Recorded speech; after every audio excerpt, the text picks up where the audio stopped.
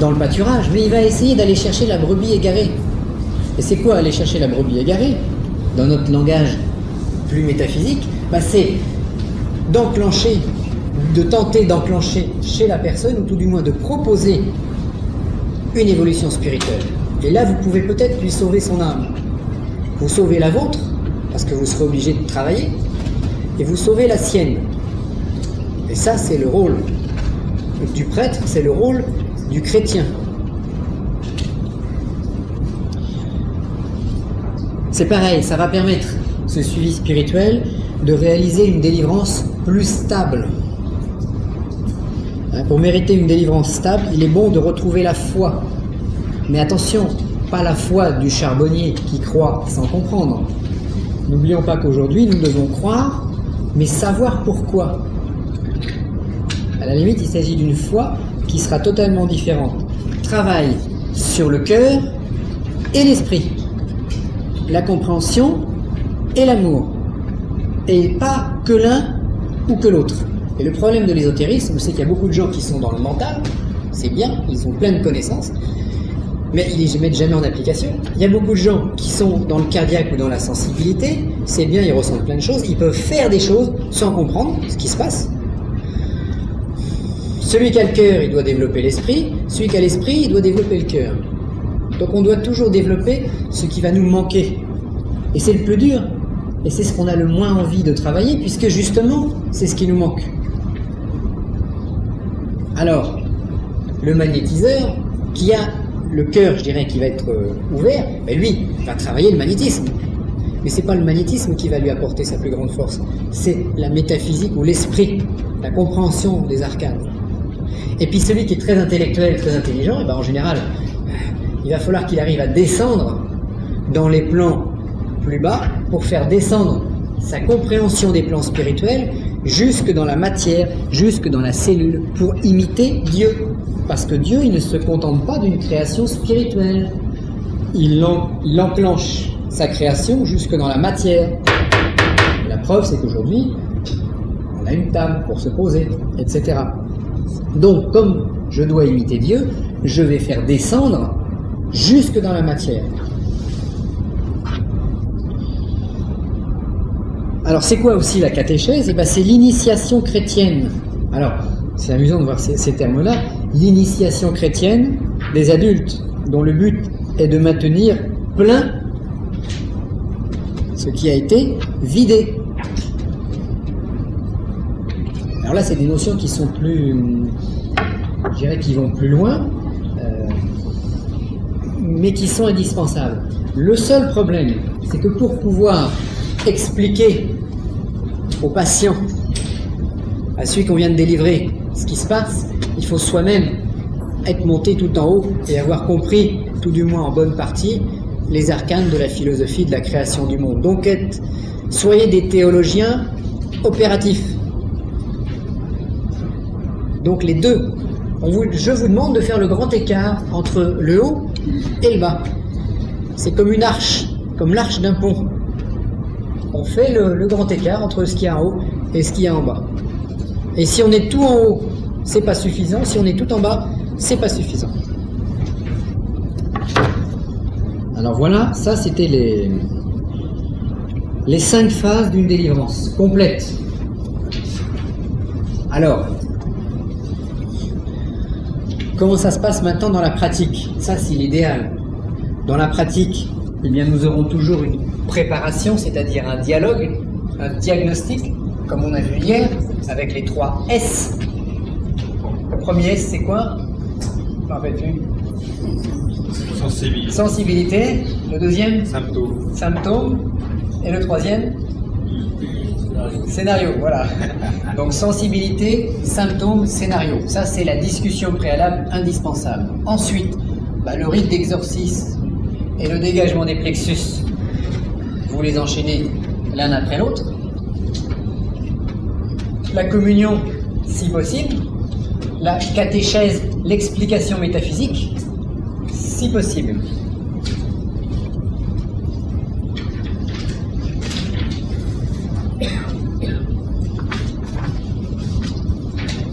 Alors, nous allons voir maintenant les outils nécessaires au rite de l'exorcisme. Alors, moi je vous donne les systèmes complets. Ça ne veut pas dire que si vous n'avez pas toute la panoplie, vous allez échouer, bien entendu. Mais plus votre panoplie sera complète, plus elle sera efficace. Alors, une chose qui est très intéressante à posséder, quand on fait un dégagement, que ce dégagement soit laïque ou religieux, ça va être le blason. Alors, où est-ce que j'ai mis ça? Donc en fait, vous allez avoir votre autel. Je vais faire un petit exemple là, sur la table. Et on nous dit dans les textes, dans les livres sur le désenvoûtement, qu'on va mettre le blason d'autel, le blason. Enfin, pas le blason, le pentacle d'autel. Voilà. Alors le pentacle d'autel, en général, on vous dit de tracer un pentagramme sur une peau, sur un parchemin, etc. Alors c'est bien, mais le pentagramme, c'est le blason de l'être humain de manière générale. C'est pas le vôtre. Il est nettement préférable de placer son blason sur l'autel, donc par exemple, sur la table, sur l'autel, et ce sera le pentacle d'autel. Alors, ce blason sera religieux ou, je dirais, laïque, mais ce sera toujours le même blason. Donc, c'est lui qui va en quelque sorte vous assister durant le rituel, vous servir de réserve énergétique, c'est votre bouclier, c'est celui qui va prendre les coups à votre place pendant l'opération. Donc, première chose,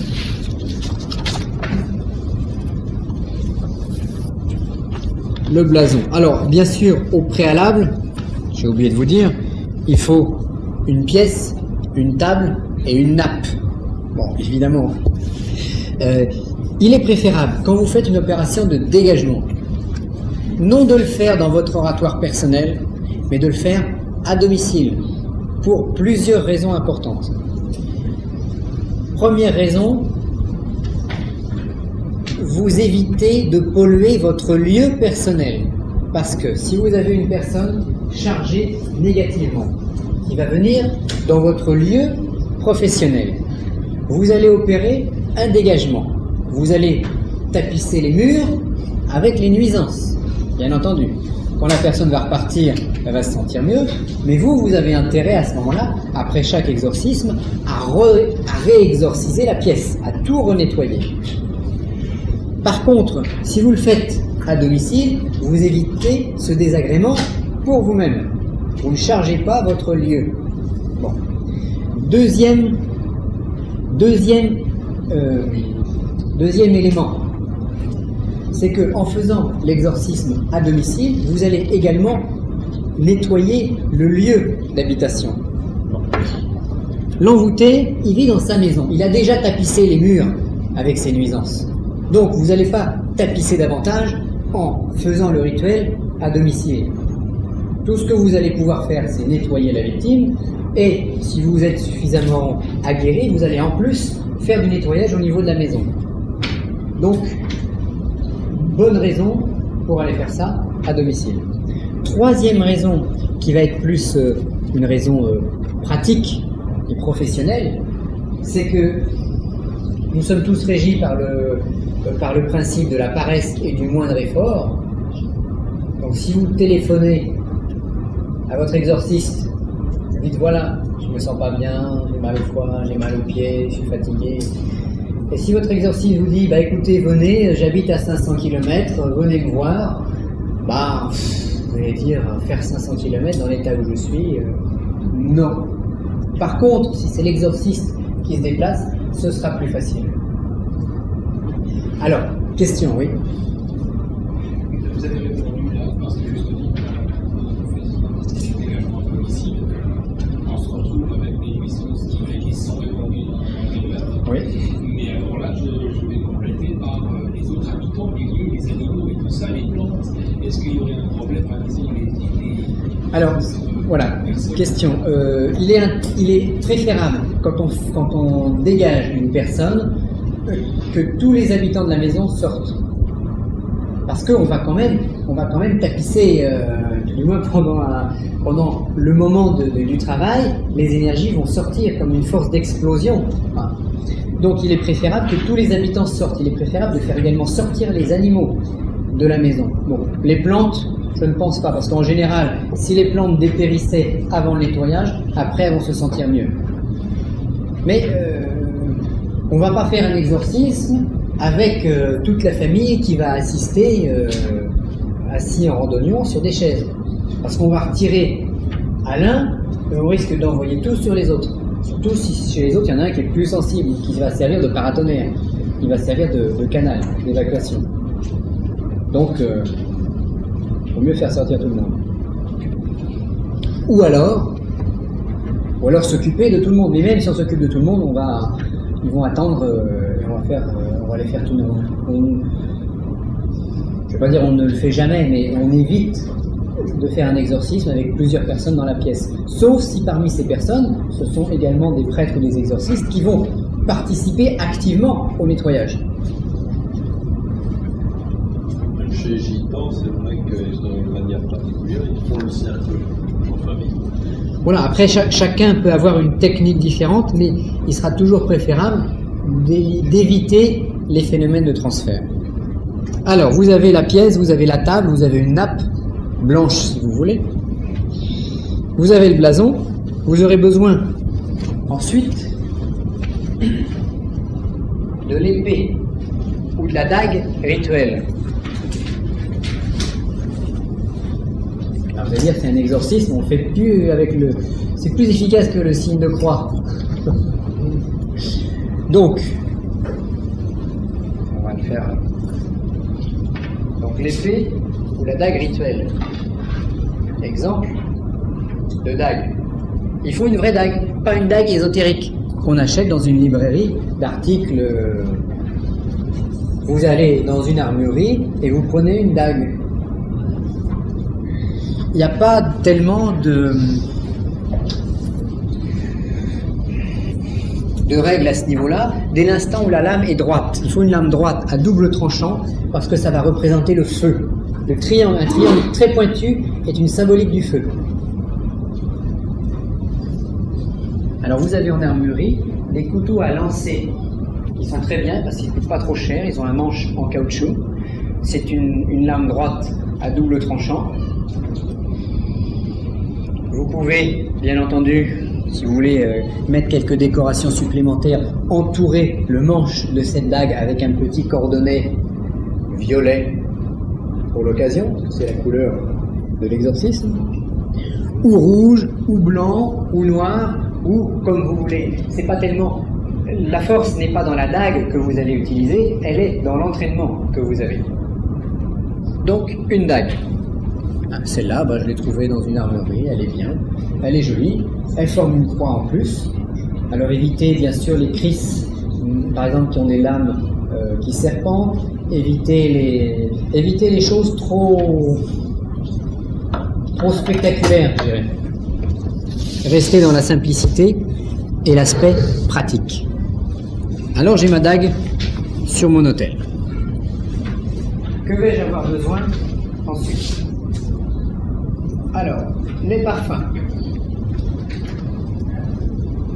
Alors, pour les parfums, eh bien, je vais avoir besoin d'un encensoir, mais d'un encensoir, je vous conseille soit un cendrier en pierre, c'est ce qu'il y a de mieux.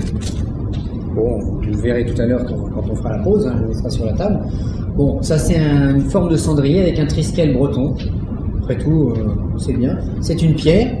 Alors, je préfère une pierre aux encensoirs en cuivre. Pourquoi ? Parce que très souvent, le charbon s'étouffe à l'intérieur parce qu'il n'y a pas assez d'aération. Et puis, l'encensoir va chauffer, va être un très très mauvais isolant thermique, et vous allez brûler la table du patient chez lequel vous allez. On va essayer d'éviter au maximum. Alors je vous le dis parce que ça m'était arrivé une fois, il y a très très longtemps. J'avais laissé un beau cercle de bois brûlé parce que un charbon ça chauffe à 800 degrés quand même. Alors vous aurez besoin donc d'une pierre. Ça peut très bien être une brique que vous allez chercher dans le jardin, une pierre que vous ramassez dans la forêt, une pierre assez grosse, une pierre qui fasse au moins 500 grammes ou 1 kilo, pour être un isolant thermique. Et puis c'est naturel, c'est mieux que le cuivre. Que le cuivre ou que le laiton trafiqué, mélangé, etc.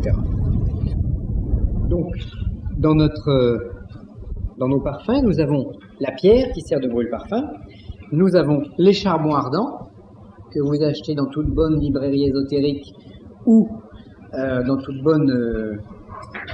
bon magasin d'articles religieux, et de l'encens. Alors pour un exorcisme, je vous conseille soit l'oliban, donc l'encens d'oliban en huile essentielle, c'est encore mieux, ou du benjoin.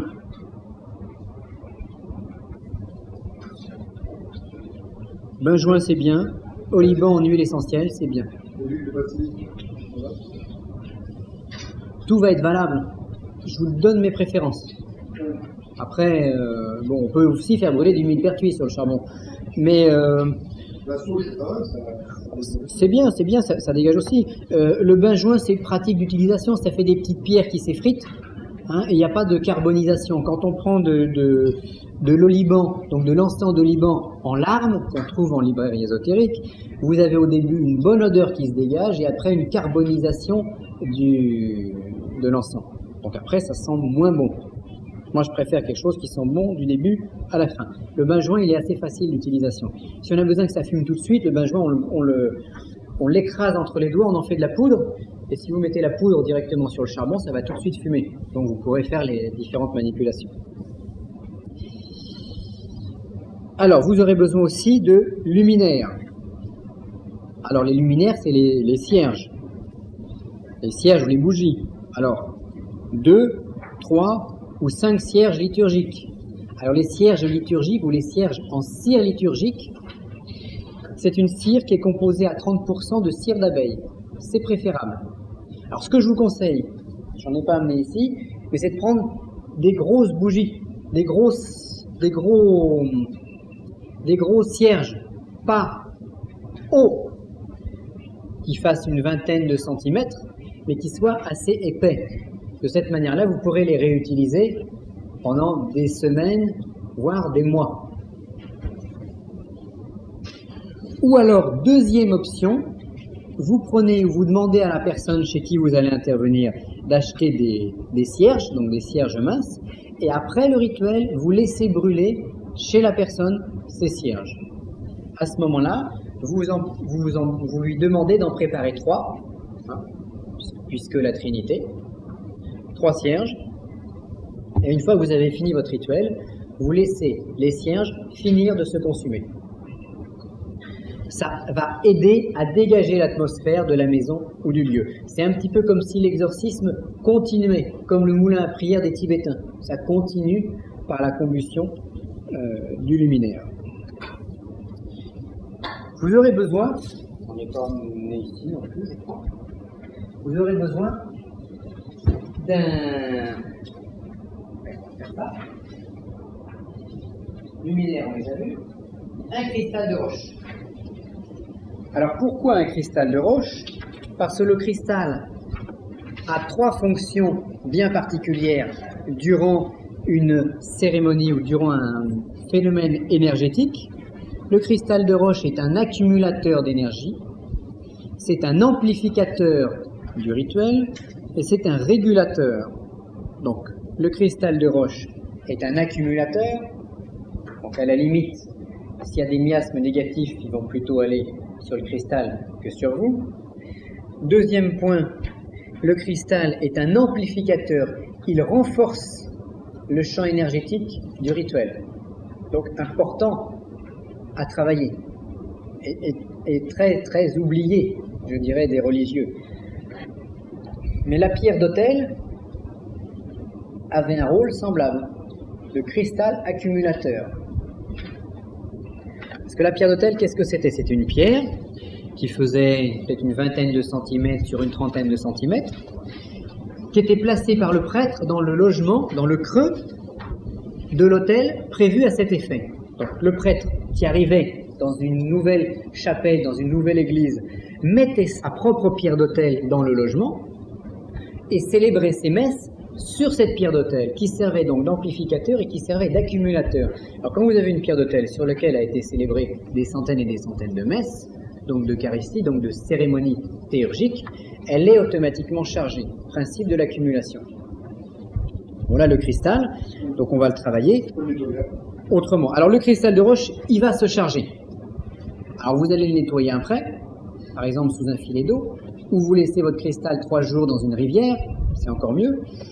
Mais au bout, si vous êtes professionnel, quand vous aurez fait quelques dizaines ou quelques centaines d'exorcismes avec ce cristal, eh bien il faudra vous en débarrasser. Il aura pris trop de charge. Donc, moi j'avais vu il y a quelques années un cristal, un très beau cristal qui était particulièrement chargé. Ben, j'ai pris le principe de le mettre dans l'eau salée pour annuler la charge qui était sur lui. Donc j'ai pris le bateau en Bretagne, j'ai été faire un petit tour, j'ai pris mon cristal, il a fait plouf dans l'eau et le bateau est revenu. Comme ça je sais que maintenant mon cristal est totalement déchargé. Alors, quelle forme donner à notre cristal? Comme ça, dans quelques générations, quand les archéologues découvriront un cristal, ils diront tiens. Voilà. Alors, quelle forme? Vous avez la forme de la sphère, qui peut être intéressante. Alors, plus le cristal est gros, plus il va rayonner, bien sûr. Alors, du cristal de roche, non du cristal de plomb. Donc, il ne s'agit pas de prendre un cristal moulé, mais un cristal de roche, donc un cristal naturel taillé. La sphère, vous avez la forme de l'œuf, et vous avez également le cristal avec ses 6 faces, le cristal taillé. Mais bon, prenez quand même un cristal qui fasse, je sais pas, au moins 5 cm de base. Enfin, tout dépend de ce que vous allez faire. Si c'est en clientèle, il faut au moins 5 ou 6 cm de diamètre, je dirais, de base de cristal, que ce soit une sphère, que ce soit un œuf. Donc, un gros cristal. En sachant, toujours pareil, que la force n'est pas dans le cristal, mais dans l'opérateur.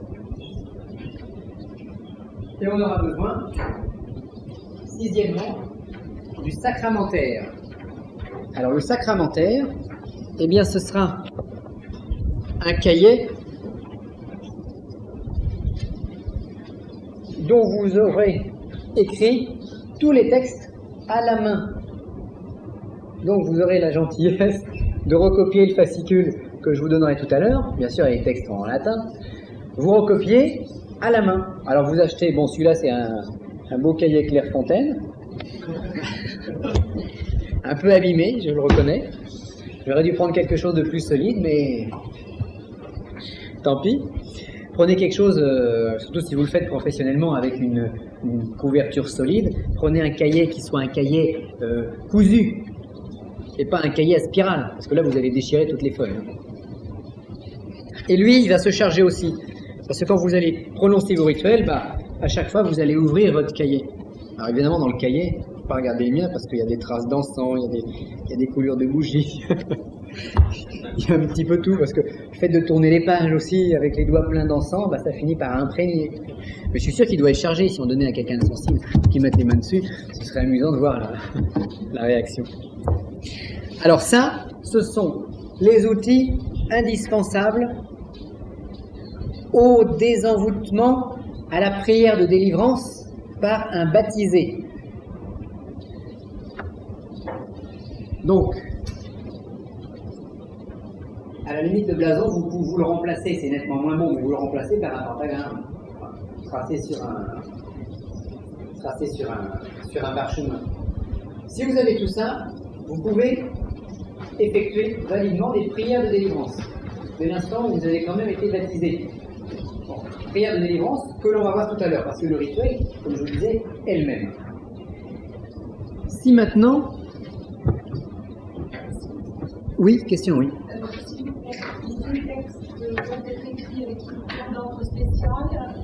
Alors, oui, bonne question. Les textes, écrivez-les de préférence en gros caractères, noir sur blanc.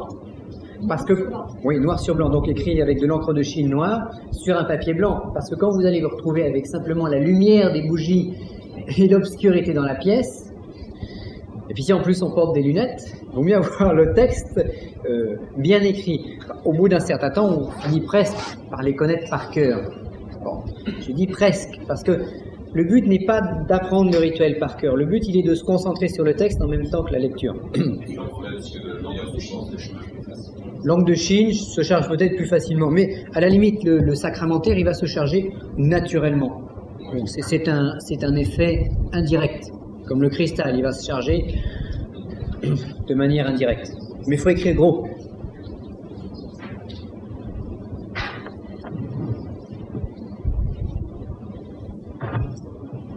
Alors maintenant, dans le cas d'un exorcisme, d'un vrai exorcisme, je dirais, exorcisme religieux, on va rajouter une aube et un cordon pour servir de ceinture. Donc l'aube blanche qui se met par-dessus les vêtements va symboliser, je dirais, l'espèce d'armure de pureté que l'exorciste va revêtir pour son action. Donc on rentre là, entre ces deux, entre le 6e et le 7e, on passe de la prière de délivrance laïque à une forme d'exorcisme religieux. Donc avec protection supplémentaire. Une aube blanche. Et son cordon.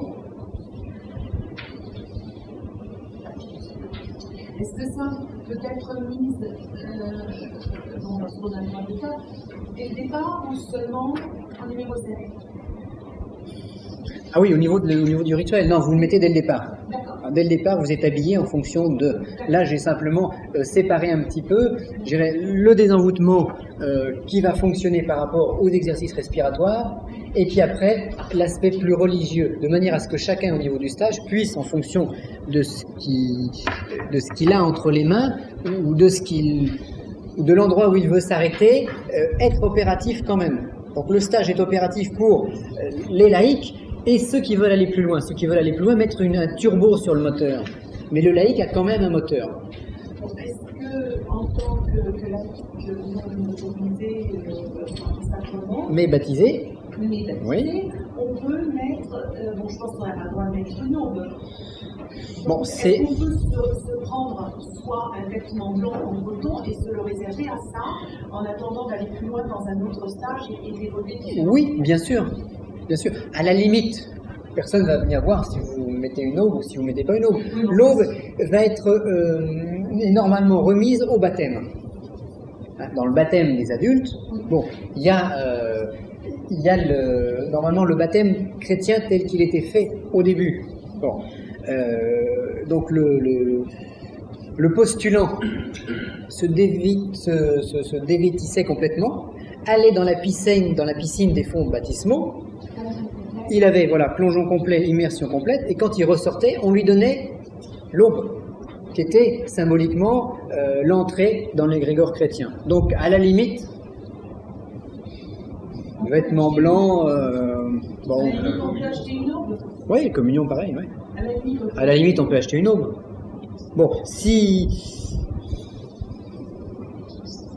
On peut le faire en jean, hein, l'exorcisme. Ça fonctionne très bien. C'est du coton, un jean. Bon, mais on va aller plus loin dans la fonction religieuse en revêtant une aube. Ça va être plus sacré. Donc moi, je préférerais, dans ce que je crois, dès l'instant où on n'a pas le grade d'exorciste, de fonctionner avec les habits normaux. Voire se faire une robe, quelque chose qui correspond à ça. Mais moins l'aspect religieux. Commencer l'aspect religieux dès l'instant où on entre dans cette fonction. Du moins à un premier degré. Alors l'aube, une chose que je n'ai pas mis dans la liste, mais que vous pourrez rajouter vous-même, vous pouvez tout à fait porter une croix pectorale. Ah, donc vous rajoutez juste après le 7, en 7,5, vous rajoutez la croix, qui est une qui est un attribut de l'égrégore. Alors, si vous portez une croix, portez un Christ en gloire et non un Christ crucifié. La différence, c'est le Christ crucifié, il est représenté attaché à sa croix et en souffrance, en état de mort, de putréfaction, alors que le Christ en gloire peut être représenté sur la croix, mais c'est après sa résurrection. Donc il a vaincu la croix et il a son corps de gloire. Donc c'est le Christ glorieux. Quelle différence au niveau image, au niveau symbolique, c'est qu'il y en a un qui représente la mort, la putréfaction, l'épreuve, et l'autre, la résurrection, la colombe, la réussite. Mais au niveau image, au niveau du choix, comment va-t-on différencier? Au différencier, c'est très facile. Il y en a un il est crucifié, il est cloué avec les pointes. Bon, et l'autre, le Christ en gloire, lui, il n'est pas cloué, il n'a pas les mains forcément exactement sur la croix. Ah d'accord. Il est, je sais pas si j'en ai... Avec les bras au-dessus de la croix, Voilà, il a les bras au-dessus de la croix, il n'est pas cloué sur sa croix. Bon. Ou alors une croix, j'ai une autre croix, où vous avez Jésus au milieu, en gloire, et les 4 évangélistes autour. C'est une croix.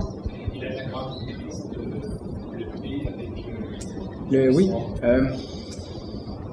C'est tout petit peu plus gnostique, mais oui. En fait, il s'agit d'un ressentir. Alors, c'est mieux de savoir si c'est ce symbole-là, pourquoi on le porte et qu'est-ce qu'il veut dire. Parce qu'il y aura aussi la notion du feu secret des alchimistes inscrit dans ce signe. Alors, si on le connaît, c'est bien. Je porte beaucoup à ça. Attends, ça, j'ai trouvé ça... Alors, attendez, on va pas trop s'éparpiller, on va bien rester dans notre axe. Hein. Alors, ensuite, un prêtre ou un diacre va pouvoir porter une étole violette, qui sera là la représentation plus poussée de l'appartenance religieuse. Et comme on disait ce matin, le fait de revêtir l'aube et l'étole, il se passe quelque chose sur le plan énergétique et l'égrégore vient. Ça s'allume, c'est comme si c'était la clé d'allumage, le démarrage du moteur. Voire la chasuble. Alors pourquoi le violet? Parce que les exorcismes se font en violet. Les enterrements, les extrêmes-onctions, les exorcismes. Il s'agit de chasser.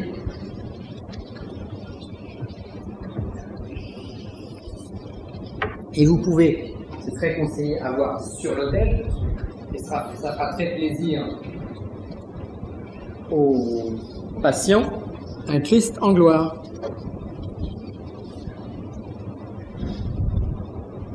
Donc toujours pareil, là c'est un Christ que vous allez poser sur l'autel, avec son support, hop, et toujours en gloire, donc ressuscité, et non pas mort.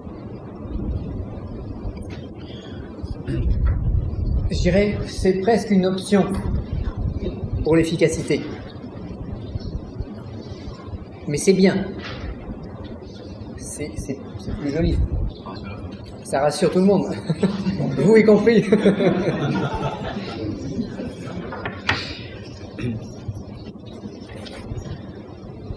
Alors, on continue dans la panoplie. On va encore plus loin. Dans le cadre d'une messe d'exorcisme, donc qui sera elle réservée aux prêtres, à ce moment-là on aura bien sûr l'hostie, l'eau et le vin qui seront présents. On passe un petit peu plus rapidement. Vous aurez ensuite le calice, la patène. Le calice, vous savez tous ce que c'est. La patène, c'est le petit plat sur lequel on va mettre l'hostie. Donc calice et patène. Et le corporal. Alors, les 3 éléments indispensables pour célébrer la messe, c'est le corporal, c'est-à-dire le linge blanc sans tache sur lequel vous reposez le calice et la patène, qui vont représenter... Bon, il y a une symbolique très particulière au corporal, liée au calice, à la patène. On verra ça dans le stage sur la messe. mais c'est les 3 acteurs théurgiques les plus hauts qui existent. Alors si vous vous amusez à reprendre vos cahiers, votre note, et à reprendre ce qu'on a vu samedi matin, eh ben, ça va vous donner des idées. Mais aujourd'hui, je ne le développe pas. Mais corporal, calice et patène, c'est les 3 principaux acteurs.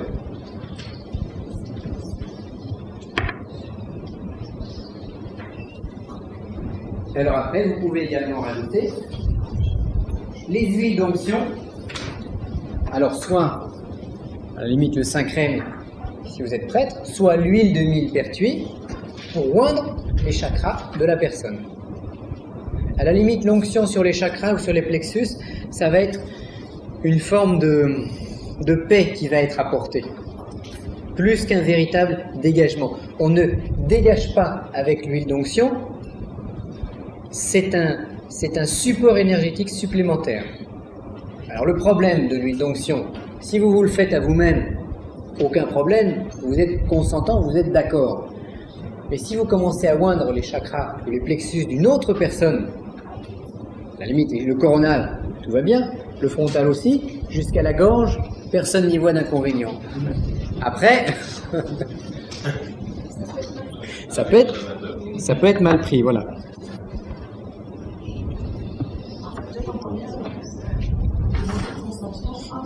Bah, déjà, minimum, mais évitez. Sauf si vraiment on est dans un cas où on ne peut pas faire autrement. Mais évitez, ou si c'est quelqu'un de votre famille que vous connaissez bien, bon, ça va poser aucun problème. Mais en clientèle, il faut faire extrêmement attention au fait que certaines manipulations peuvent être mal prises.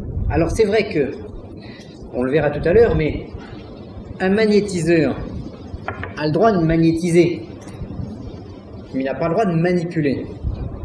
À la limite, le prêtre a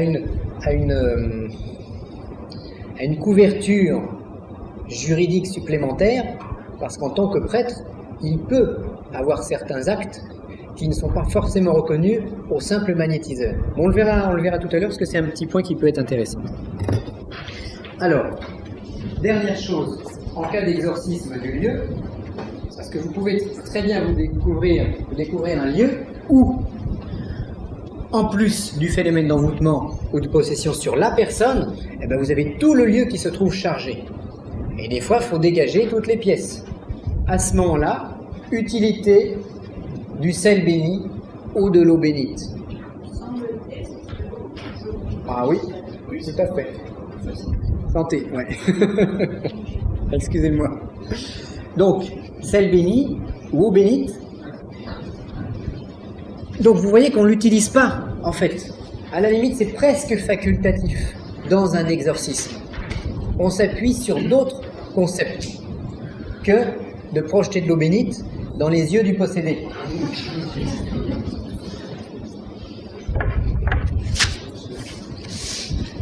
Alors, ce qu'on va faire maintenant, la suite du stage, en fait, c'est le rituel par lui-même. Donc on va plutôt, si vous avez des petites questions, on va y répondre. Il est 3h30, on va se faire une petite pause. Attendez, arrêtez pas tous, qu'on va d'abord prendre des questions. On va se faire une petite pause maintenant, et après on enchaîne sur, je dirais, sur le rituel proprement dit. Alors déjà, est-ce qu'il y a des questions sur ce qu'on a vu? Oui.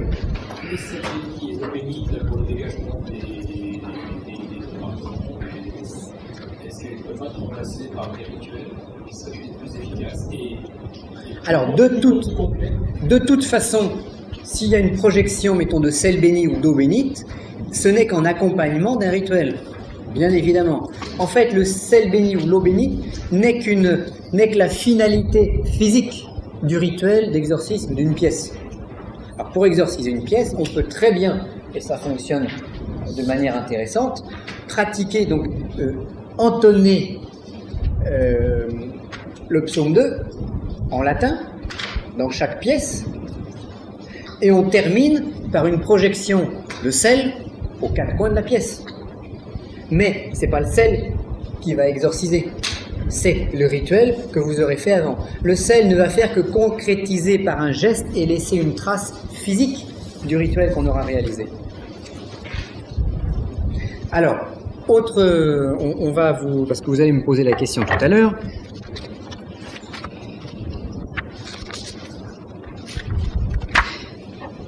Au niveau je dirais, du magnétisme. Alors attendez, je vais prendre la fin. Et on va travailler un petit peu sur la fin. Car la fin justifie les moyens. Voilà, à la limite, comme on disait tout à l'heure, petite erreur, on disait que le magnétiseur peut magnétiser. Bon. Le prêtre peut légalement imposer les mains. On ne pourra jamais lui dire qu'il n'a pas le droit. Par contre, un magnétiseur peut être attaqué en tant qu'exercice illégal de la médecine. Alors, on est devant un phénomène très curieux et complètement aberrant qui n'a pas d'intérêt, je dirais, sur le plan pratique, mais on va permettre aux prêtres certaines choses, alors que le magnétiseur ne peut pas se le permettre. En cas de difficulté, alors on va me dire, oui, mais bon, moi je suis magnétiseur, je fais telle et telle chose. Bien sûr, en général, tout se passe bien. Mais dès l'instant où on tombe sur un client parano, un problème, etc., eh bien, le prêtre va dire, moi je suis prêtre, depuis 2000 ans on impose les mains, c'est marqué dans la Bible, à ce moment-là, faut attaquer le pape et Vatican. Et on ne peut pas attaquer le monde chrétien, parce que le monde chrétien, il représente quand même 1 milliard de personnes sur la planète. Donc ça serait très très mal vu. Et en France, il y a peut-être 10 millions d'électeurs qui sont chrétiens. Donc on ne peut pas considérer les chrétiens comme des gens dangereux.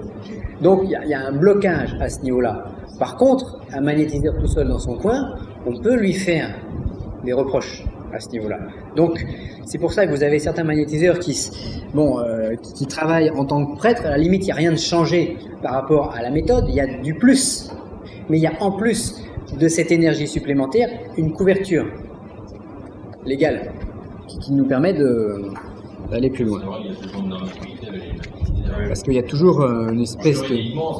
On ne peut pas trop attaquer un sens parce que dans la mesure médicale, un magnétiseur n'existe pas. Un magnétiseur peut magnétiser, mais il n'a pas le droit de guérir. Non, il peut guérir, mais il n'a pas le droit de soigner.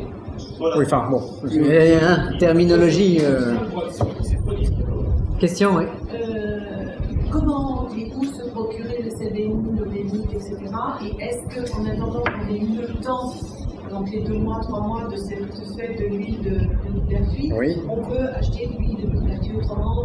Alors on peut acheter de l'huile de millepertuis en magasin diététique, mais ce sera nettement moins bon que celle que vous aurez faite vous-même.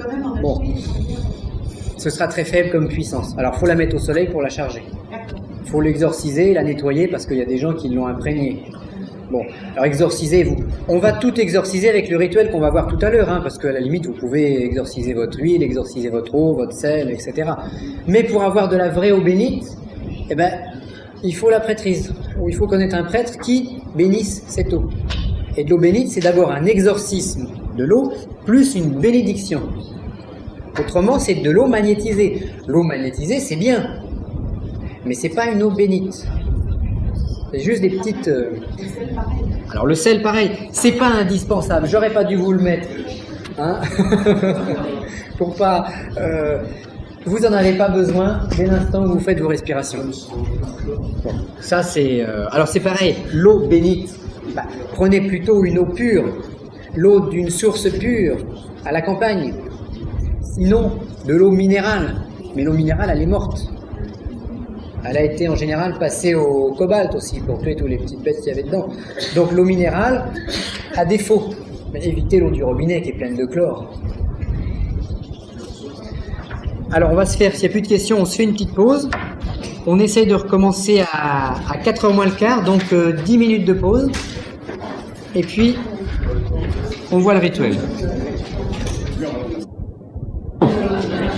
Alors nous allons voir maintenant le rituel complet d'exorcisme. Alors, premier point, les préparations.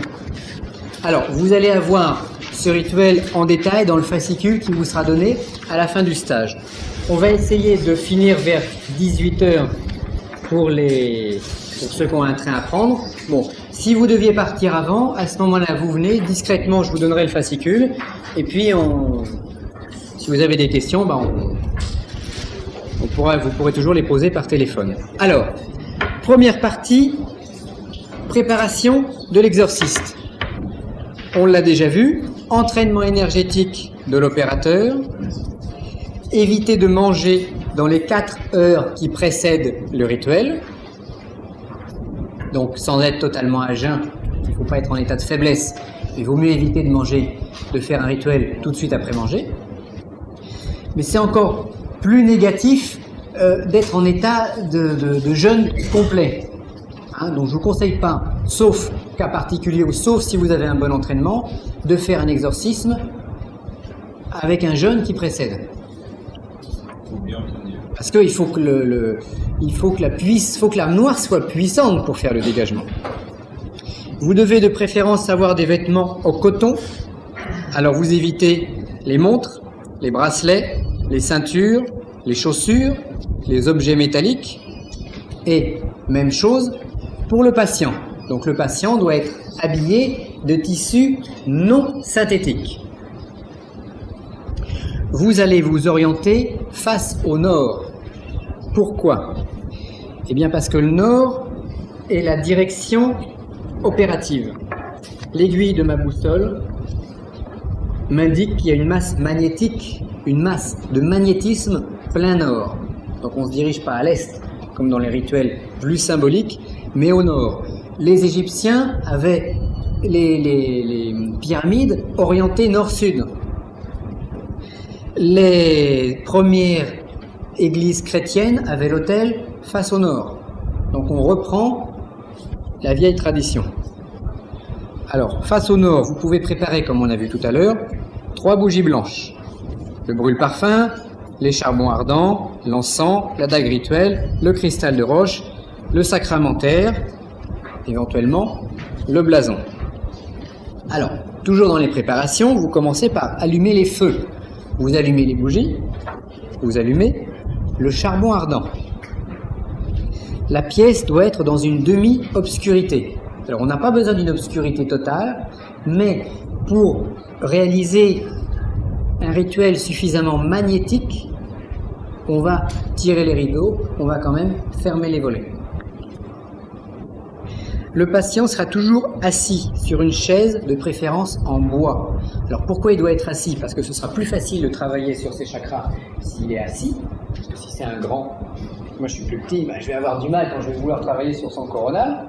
Je vais être dans une position non relaxée, donc les énergies vont moins bien passer.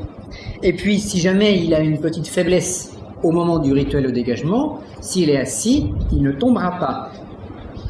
Donc, des contingences pratiques.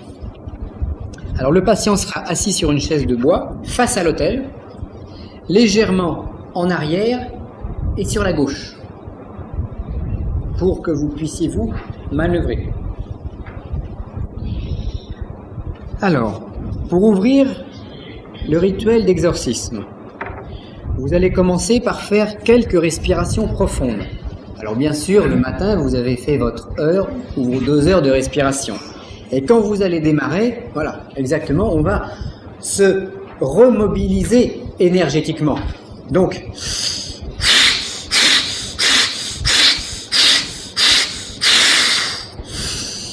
et là, hop, je remobilise mes énergies. Donc, quelques respirations profondes avant de commencer la purification du lieu. Donc on va commencer par ouvrir le rituel et par nettoyer tout ce qu'il va y avoir autour, je dirais par créer une espèce de champ magnétique, de champ d'isolement, comme dans les hôpitaux, de champ stérile, dans lequel aucune entité extérieure, larve ou autre, ne va venir perturber mon rituel. Donc on commence par faire un léger nettoyage et établissement du champ magnétique. Alors, ça se fait de manière très efficace en récitant ou en lisant d'une voix forte et vibrante le psaume 2 et l'évangile de Saint Jean en latin. Alors, le latin sera plus vibrant que le même texte en français. Vous allez me dire, oui, mais moi je ne comprends pas le latin, je ne sais pas lire le latin. Alors le latin est très facile à lire. Hein, vous avez les quelques règles que vous pouvez noter parce qu'on ne les a pas reprises dans le fascicule. Le E se prononce E.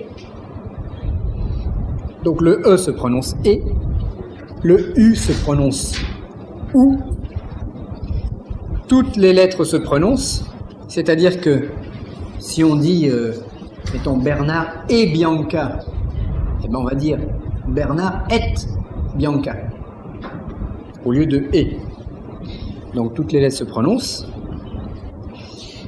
Mais vous allez me dire, oui, mais je vais le prononcer sans doute mal. Peu importe.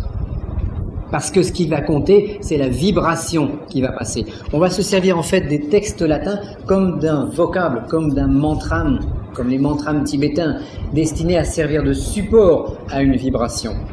Alors c'est vrai que on pourrait utiliser n'importe quel texte, mais nous sommes chrétiens, nous pratiquons un exorcisme, donc on travaille avec des textes chrétiens d'exorcisme qui ont déjà été récités par des centaines et des centaines de prêtres exorcistes durant des siècles, ce qui fait que ces textes sont particulièrement chargés sur le plan énergétique.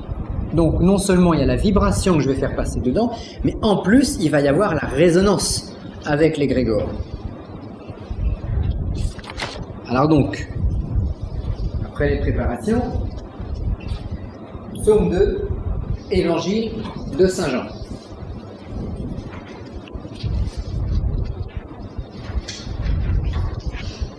Alors ça va être en quelque sorte l'ouverture du rituel, le début. Vous pouvez remplacer cette ouverture par d'autres lectures. Mais dès l'instant où vous aurez mis au point votre rituel d'exorcisme personnel, vous ne devrez pas changer. Donc c'est pour ça que dans la Bijulu, on trouve des textes intéressants, mais si le rituel de l'exorcisme de Léon XIII contre les anges apostats a raté, et que je vais pratiquer le rituel, je sais pas, il y en a qui...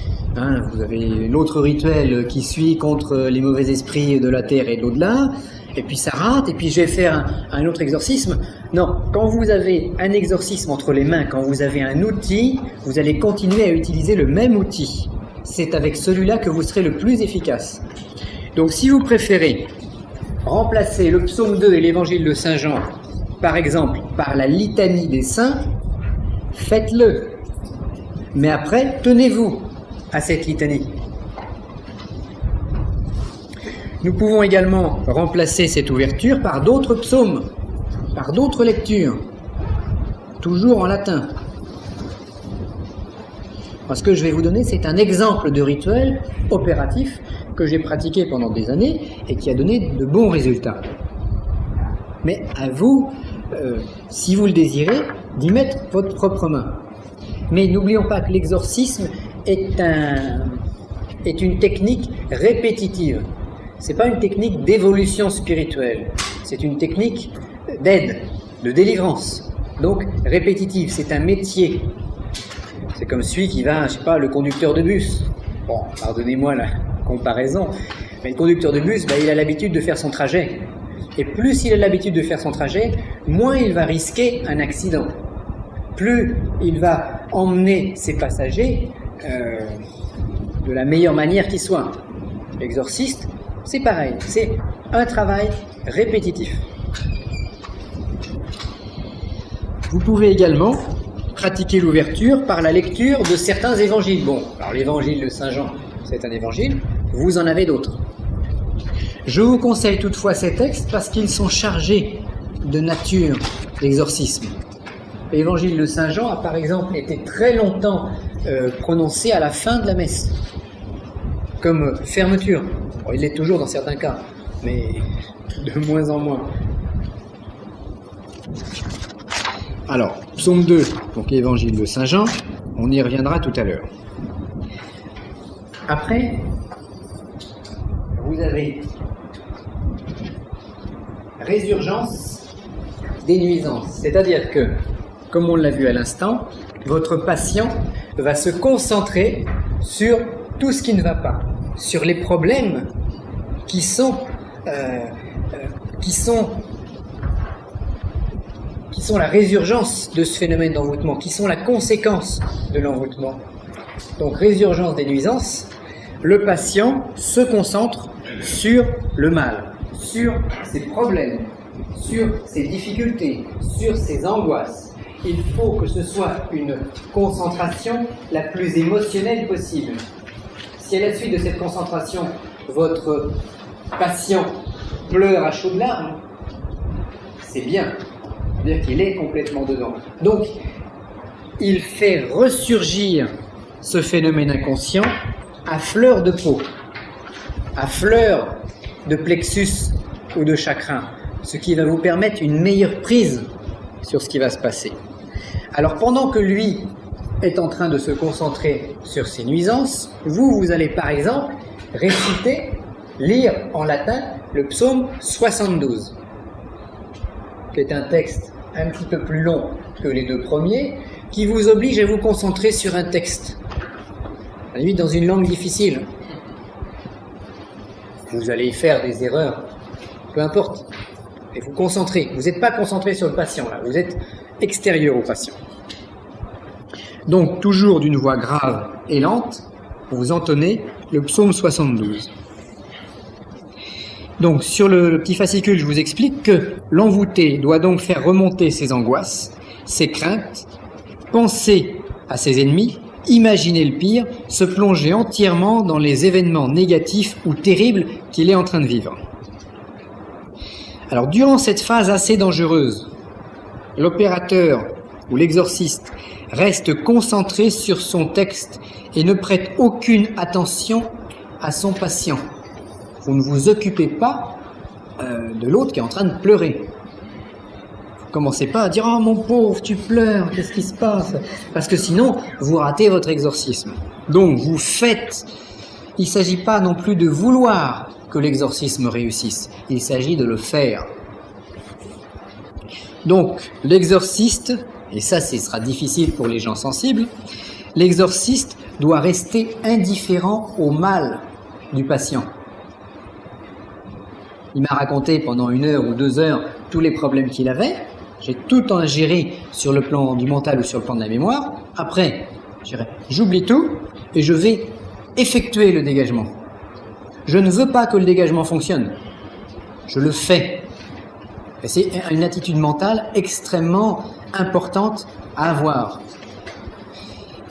Il ne s'agit pas de se concentrer, de dire « Je veux que tu partes, démon, pars !»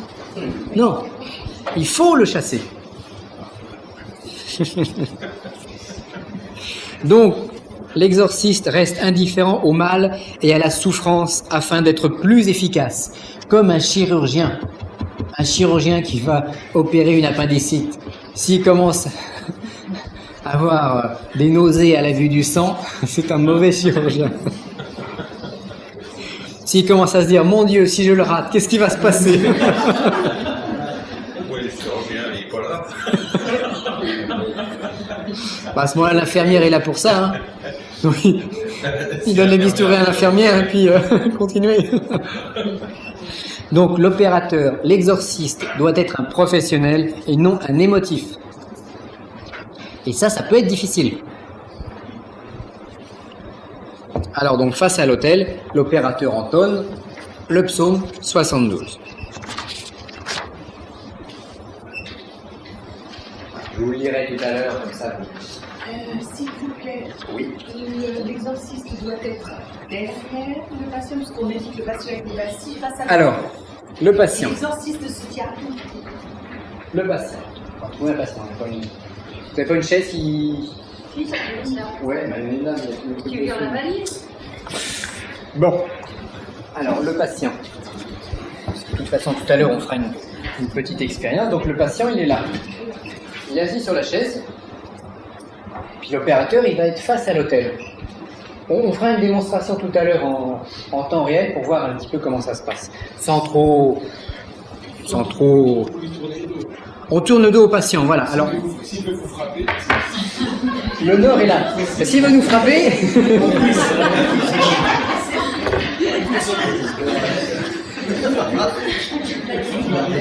Le nord est par là. Si c'est un possédé dangereux, c'est vous qui le dites, moi. Jusqu'à présent, j'ai jamais attaché personne sur une chaise. Donc le nord est en face de moi, le patient fait face au nord et derrière moi, et quand je commence mon ouverture, donc psaume 2, évangile de Saint Jean, je récite face au nord, donc face à la présence de la divinité. Et quand après, donc je me charge, je dirais, de l'énergie spirituelle, et après je me retournerai pour m'occuper du patient. Et donc là, je prie, d'une certaine manière, je prie Dieu, j'intègre Dieu ou les forces spirituelles en moi, je deviens la force spirituelle, et à partir de là, je me retourne vers mon patient, et je deviens le Dieu qui va exorciser le patient. Les termes sont peut-être mal choisis, mais vous avez compris le principe d'échange énergétique. Je me charge de l'âme blanche. D'une certaine manière. C'est pour ça que dans une messe, là on va faire la messe face à Dieu, et après, normalement, on se retourne pour faire communier les fidèles.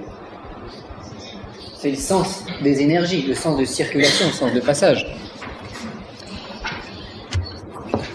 Alors maintenant, tout est prêt pour que l'exorcisme commence réellement. Donc l'exorcisme, ce sera l'expulsion des charges. Alors, une chose extrêmement importante, malgré toutes les protections qu'on a mises en place, respiration, blason, à la limite exorcisme triangulaire, participation à une vie religieuse, de plus ou moins loin, mais participation. Un exorciste ne doit jamais aller jusqu'au bout de ses forces. Vous devez avoir suffisamment de force pour conserver votre intégrité totale et en plus aider l'autre. Donc vous devez être en sur-énergétisation. Donc l'opérateur ne doit jamais aller jusqu'au bout de ses forces, mais simplement travailler à 50% de son potentiel. C'est comme si j'avais entre les mains une voiture de course qui peut faire du 250 à l'heure sur l'autoroute. Moi, je roule tranquillement à 130. Je suis largement en deçà du potentiel de la voiture. Mais de cette manière-là, je sais que en cas de problème, j'appuie sur l'accélérateur.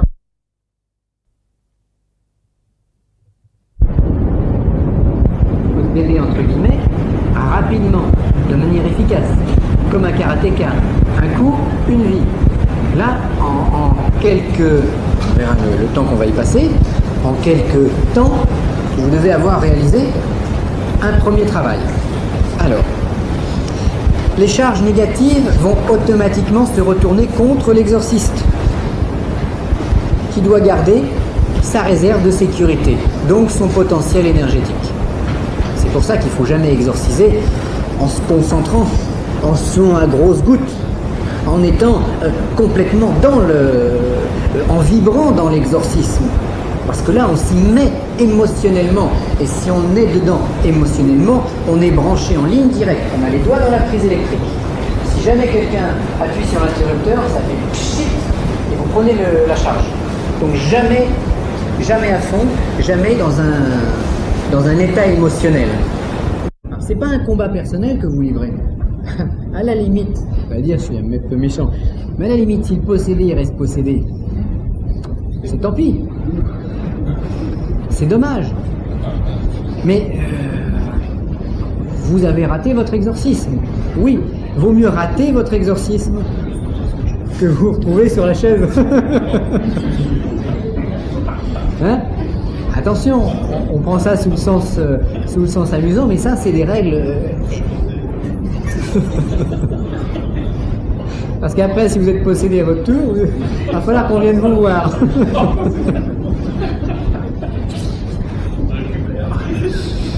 Bon, alors, la prière de délivrance.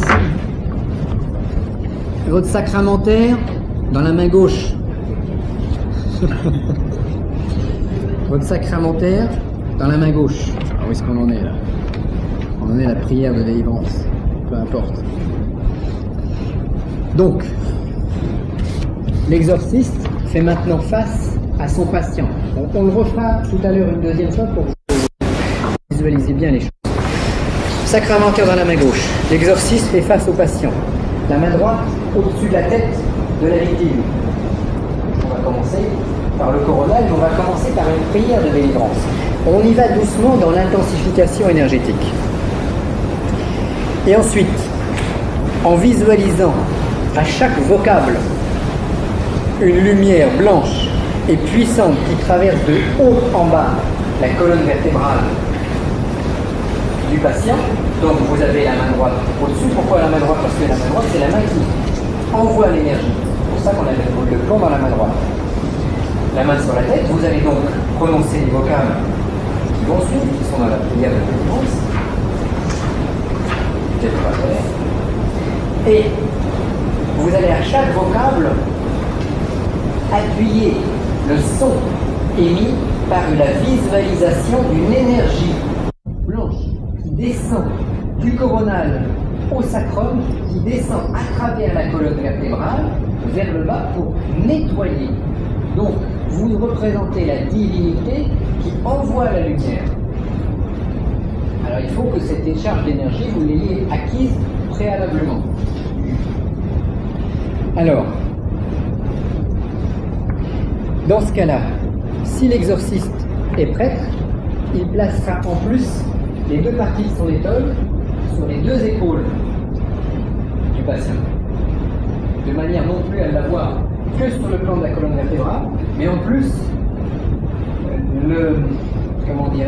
l'envelopper de chaque côté, sur chaque épaule. Et il lira le même texte. Donc il vibre d'une voix forte et lente en reprenant sa respiration à chaque fois.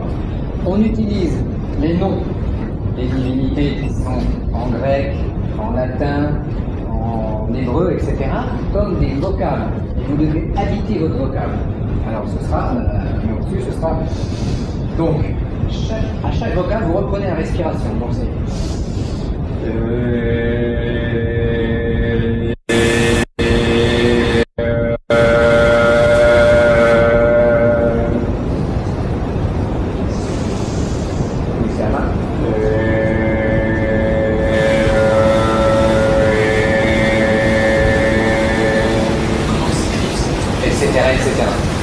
Vous aurez le texte à la fin, donc les noms, c'est une prière qu'on trouve dans l'abbé Julio, mais qui se trouve prononcée d'une manière très particulière, et qui par cette prononciation et par les visualisations qui vont l'accompagner, va se trouver chargée d'énergie et va commencer simplement à opérer un dégagement. On commence, on y va progressivement. Et là, les démons, ils commencent à sentir la pression. Et ils commencent à se dire, ça chauffe, hein. Qu'est-ce que je vais prendre?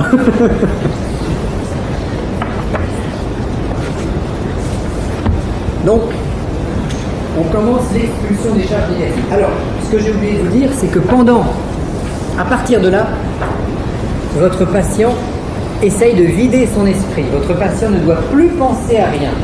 Il doit être vide intérieurement pour recevoir ce que vous allez faire passer. Donc il fait le vide mental, il essaie de se relaxer.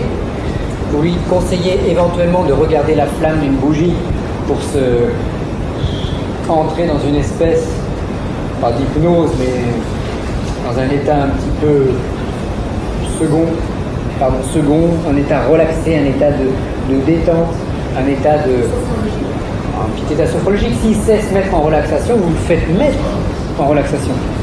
Il doit se livrer. Il doit être totalement en confiance. Déjà, s'il n'est pas en confiance, inutile. Il doit être en confiance, il doit être ouvert à ce qui va se passer. Il ne doit pas rester concentré sur le mal, parce qu'il y a des gens, quand vous leur dites de se concentrer sur l'aspect négatif des choses, ils sont comme ça. Donc, c'est pas ce qu'il faut exactement. Bon, on les laisse faire. Il faut s'y concentrer en étant détendu. Mais s'il continue à être crispé comme ça quand vous faites passer les énergies, il va lui-même bloquer vos énergies. Donc, qu'il soit bien détendu, bien décontracté. Alors c'est pareil, il y a des gens, très souvent, quand ils sont assis, ils croisent les mains, ils se tiennent les mains, et ils croisent les chevilles parce qu'ils commencent à avoir peur. Il faut décroiser les chevilles, décroiser les mains. de manière à ce que les énergies circulent normalement.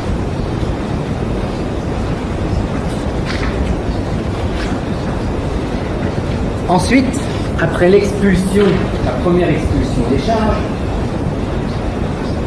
il y a de délivrance, nous allons avoir le nettoyage des plexus. Donc nettoyage des plexus sans lequel l'exorcisme sera relativement inefficace. Donc ça c'est le cœur de notre rituel. Donc élimination des charges, plexus par plexus. Alors l'opérateur pose le sacramentaire et va se laver les mains dans la fumée de l'encens. Alors, ce que vous ferez quand vous pratiquerez un exorcisme, c'est que très régulièrement, je ne sais pas vous répéter à chaque fois, très régulièrement vous passez vos mains dans la fumée de l'encens. Donc à ce moment-là, vous mettez un peu de bain-joint, vous mettez quelques gouttes d'huile essentielle et vous passez les mains. À chaque fois que vous avez touché votre patient et que vous avez fini, vous allez vous laver les mains à la fumée de l'encens. De manière à couper au cours du rituel les transferts énergétiques. Puis, l'opérateur retourne vers son patient, la main droite tournée vers le patient, toujours au sommet de la tête. Il va prononcer son vocable personnel d'exorcisme. Alors, il va falloir que vous fabriquiez un vocable en 2 tons, en 2 voyelles, qui sera votre déclencheur énergétique. Alors, dans le texte que je vous ai proposé, j'ai proposé Aou, Aou, Aou. Celui que j'utilise, c'est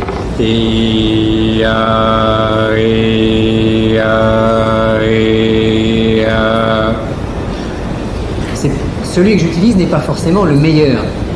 C'est celui que j'ai appris. C'est celui que j'ai pratiqué pendant des années. Donc je le conserve parce qu'il est chargé d'énergie.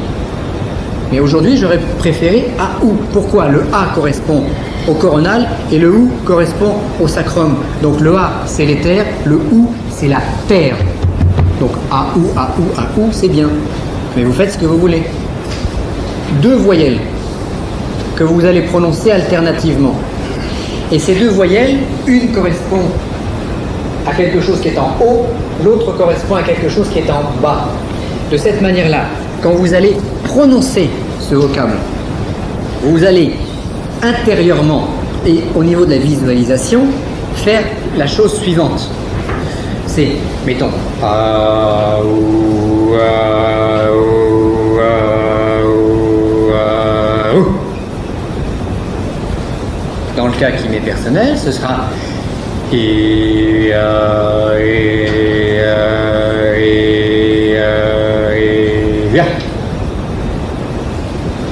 ça monte, ça descend, comme l'image, pareil, vous m'excuserez, mais comme celui qui nettoie les cheminées, comment ça s'appelle? Un ramoneur, voilà. Comme un ramoneur qui arrive sur la tête du patient qui représente le toit. Il y a une grande cheminée qui décroche jusqu'en bas, toute crasseuse. Et vous allez prendre le goupillon du ramoneur et vous allez nettoyer l'intérieur.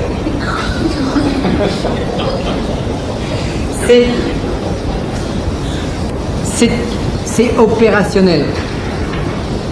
Et tous les chakras vont se nettoyer, en fait, sur la ligne. C'est la colonne vertébrale. La colonne vertébrale, c'est l'arbre qui est à l'intérieur de nous. D'où le fait que si la colonne vertébrale n'est pas parfaitement ajustée, si on a mal à la tête, on a mal quelque part. Bon. Donc, c'est cette colonne sur laquelle nous allons travailler. Alors, donc, plaçant sa main droite sur le haut de la tête, il va visualiser la lumière, une petite lumière blanche, une petite boule de lumière blanche qui monte et qui descend comme un yo-yo en prononçant le vocable. Par exemple, et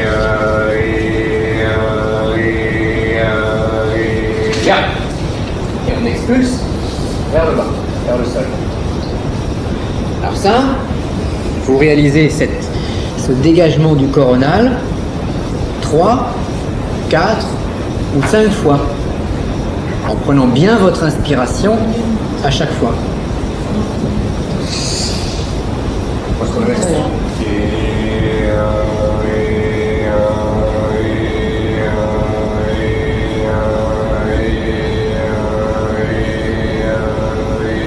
Bien.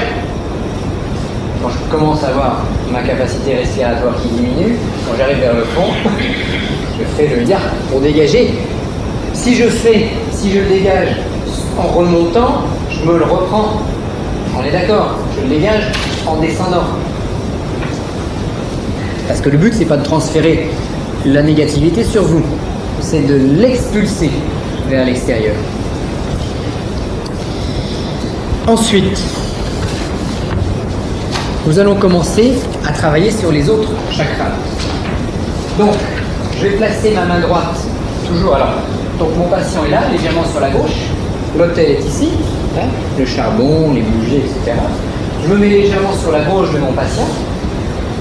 Je mets la main au niveau du frontal. Et en visualisant, je vais visualiser que j'arrache, que je rentre les doigts à l'intérieur du cerveau de la personne.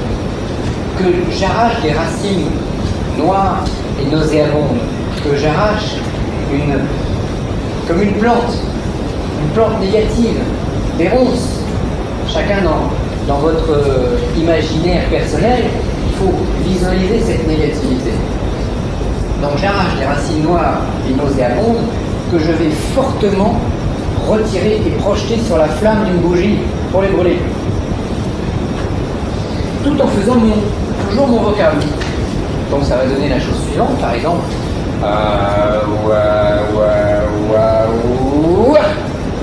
Et je jette. On le fera tout à l'heure, on trouvera bien parmi vous un possédé.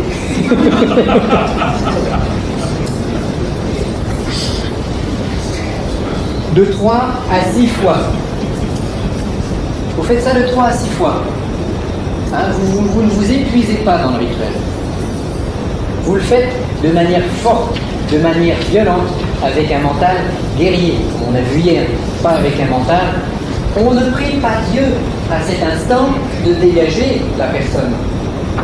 Je le fais. Parce que à la limite, Dieu s'intéresse-t-il à toutes ces choses? On peut se le demander. Alors, une fois que j'ai dégagé donc 3 à 6 fois le plexus frontal, eh ben, je vais attaquer au niveau de la gorge. Pareil.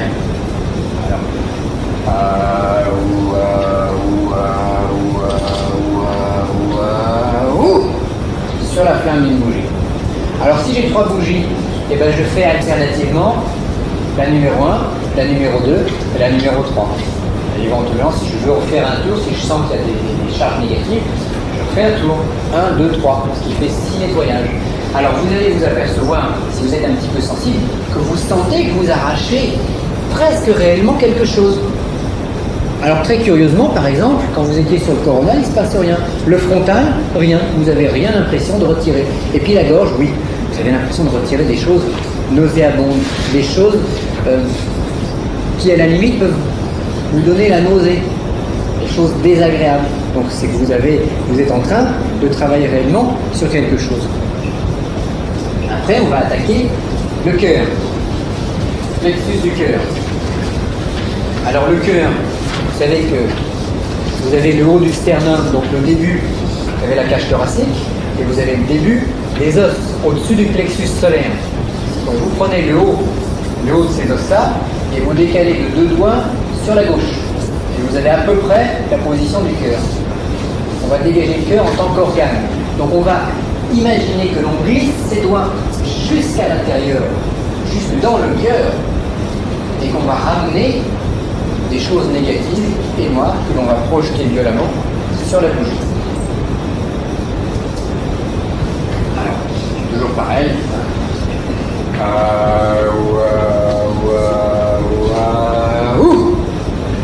Et on dégage. Et le fait de pousser un vocable plus fort à la fin du son que vous entendez permet de réaliser une rupture